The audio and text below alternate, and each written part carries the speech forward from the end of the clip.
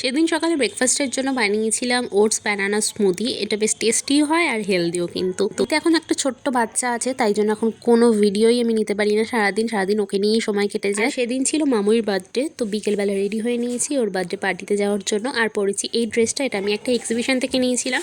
এটার পুরো ড্রেসটাতে কাঁথা স্টিচ করা, বেশ ভালো লাগে দেখতে। তারপরে আমি আর সৃঞ্জা মিলে প্রথমে চলে যাই, কারণ আমার একটু রান্নাবান্নায় হেল্প করার ছিল আর আমার রান্না করতে তো বেশ ভালো লাগে, তাই আমি আগে দৌড় মারি। তারপর এখানে কেক কাটিং পর্ব চলে, আর ওখানে আমি একটুখানি মশলা গুঁড়ো করে দেওয়া এইসব কাজকর্ম করতে থাকি।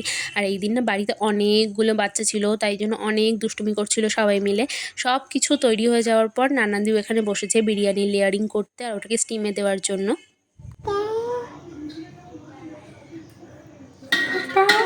এদিকে বাচ্চা পার্টিরা মিলে খেলছিল লুডো, আর এই বাচ্চাটা উঠে সব লুডো ঘেটে দেওয়ার জন্য ব্যস্ত হয়ে পড়েছিল।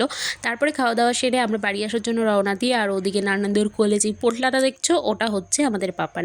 তো আজকে ভিডিওটা এতটাই, কেমন লাগলো জানিও। টাটা।